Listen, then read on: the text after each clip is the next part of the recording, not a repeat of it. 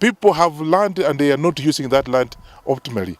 And therefore, what we do is that we are going to ask whoever, I think the Minister of Lands or Agriculture, that if you have 200 acres and you are only using 10 acres on the same, and the rest is lying fallow, what we are going to do is that we are therefore going to ask the government to ask you three things. One, that chunk of land that is remaining, which is 180 acres, you either lease it out for production of whatever crop it is, or two, you sell it. Three, the government will then have to come in and tax you for keeping that land lying idle. This year, our hope is to produce 40 million kilos of seed, and our farmers are already planting, and we hope to get additional farmers on board so that we produce sufficient seed for production of the grain that is required to feed all Kenyans plus people from the region. Already, we've seen the highest sales this season compared to all the other years, and I can attribute this to three things: the early rains that have come, and the subsidized fertilizer that the government has given to the farmers.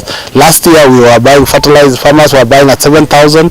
This year we are at 3,500. So it's a good thing from the government. We've also seen the commercial prices of maize being high, so everybody is planting. So we are happy, and as a way of giving back to our farmers, Kenya Seed next year will be able to subsidize the seed so that our farmers can even increase their productivity. Land use in the Kenyan law is free to the user, the owner of the land. You can put your land into anything for the time being.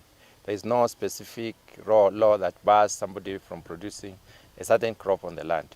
With that kind of flexibility, it is not very easy for us as a committee to say that we can restrict user of the land in terms of the choices that the farmer has to make on what to produce on the land. Because they are looking at what gives them the best returns, and then they can probably put such into use. There may be need for us as a country to determine what areas to do what. But when it comes to that, then we will have to reorganize the entire production system and processes to be able to decide actually what can be done best where. On the land issue, Chairman mentioned we have a bill that is coming to Parliament, and very soon, I think, when you go to the next sitting, where you as a Kenyan, because that land you're holding in trust by the government. It's not your land.